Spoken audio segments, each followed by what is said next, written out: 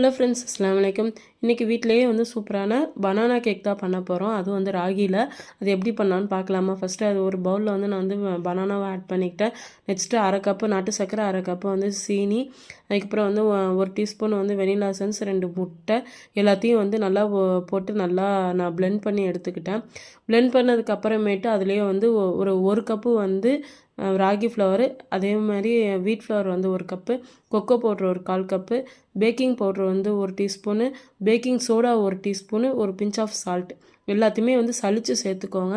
அப்போ தான் வந்து கட்டி தட்டாமல் இருக்கும். அதுக்கப்புறம் நல்லா நல்லா அதை வந்து கிண்டிக்கிட்டே இருங்க, ஸ்டிர் பண்ணிடுங்க.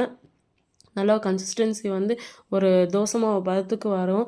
அதுக்கப்புறமேட்டு எனக்கு வந்து சாக்கோ சிப்ஸ் நான் ஆட் பண்ணி நான் வந்து இதில் வந்து குக்கரில் தான் இன்றைக்கி பண்ண போகிறேன். அதுமாரி ஒரு ட்ரேயில் வந்து கொஞ்சம் நெய்யும் மேலே வந்து ஒரு கோதுமை மாவையும் நான் வந்து டஸ்ட் பண்ணி எடுத்துட்டு இந்த பேட்டரை ஊற்றிட்டேன். சூப்பராகவே வந்து ட்ரை பண்ணி பாருங்கள். தேங்க்யூ.